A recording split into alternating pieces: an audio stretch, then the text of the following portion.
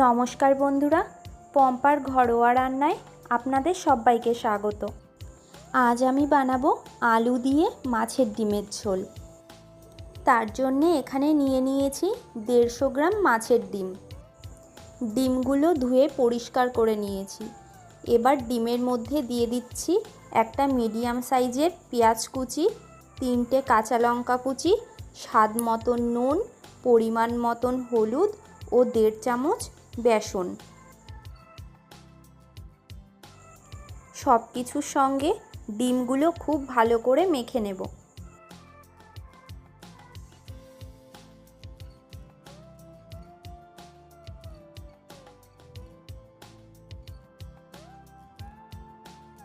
মাখা হয়ে গেছে। এবার একটা কড়াই গরম করে কড়াইতে দিয়ে দেব 2 চামচ সরষের তেল।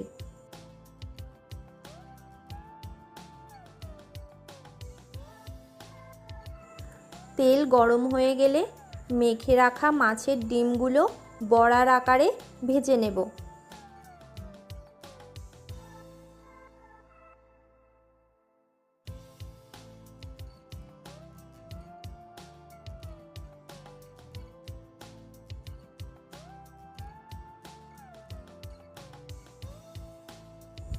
বড়াগুলো ভাজা হতে হতে একটা মশলা বানিয়ে নেব।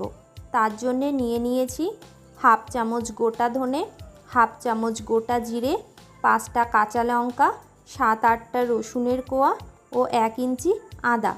সব কিছু একসঙ্গে একটা মিহি পেস্ট বানিয়ে নেব।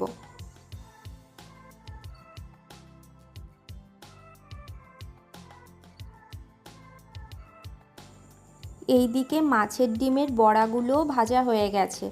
বড়াগুলো একটা পাত্রে তুলে রেখে দেব।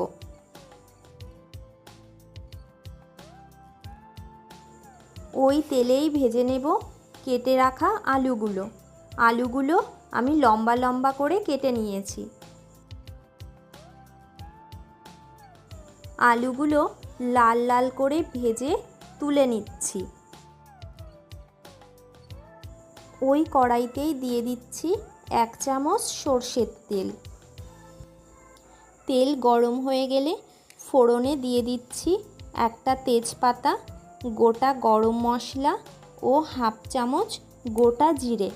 ফোড়নটা 30 সেকেন্ড মতন ভেজে নিয়ে এর মধ্যে দিয়ে দেব একটা মিডিয়াম সাইজের কুচানো পেঁয়াজ। পেঁয়াজটাও আমি ভেজে নেব। পেঁয়াজে হালকা বাদামি রং ধরে এলে দিয়ে দেব একটা টমেটো কুচি।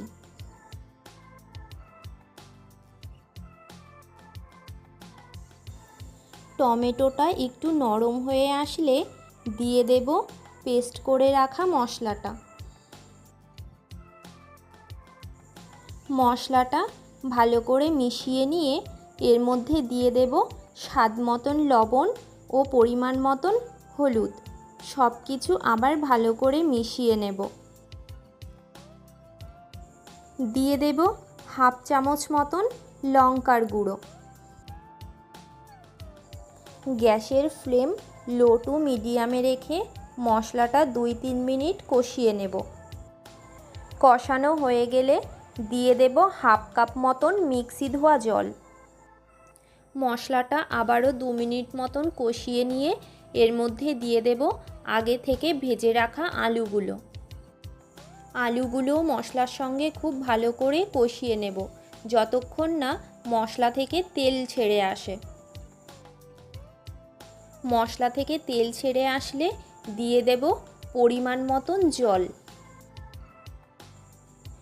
জলটা মশলার সঙ্গে ভালো করে মিশিয়ে নিয়ে ঢাকা বন্ধ করে গ্যাসের ফ্লেমটা হাইতে রেখে জলটা ভালো করে ফুটিয়ে নেব। জলটা ভালো করে ফুটে গেলে দিয়ে দেব ভেজে রাখা বড়াগুলো। বড়াগুলো নেড়ে চেড়ে মিশিয়ে নিয়ে ঢাকা বন্ধ করে আরও 5 মিনিট মতন রান্না করে নেব। ঢাকনা তুলে নিয়ে গরম মশলার গুঁড়ো দিয়ে মিশিয়ে নিলেই রেডি হয়ে যাবে মাছের ডিমের ঝোল। ভিডিওটা কেমন লাগলো অবশ্যই কমেন্ট করে জানাবেন।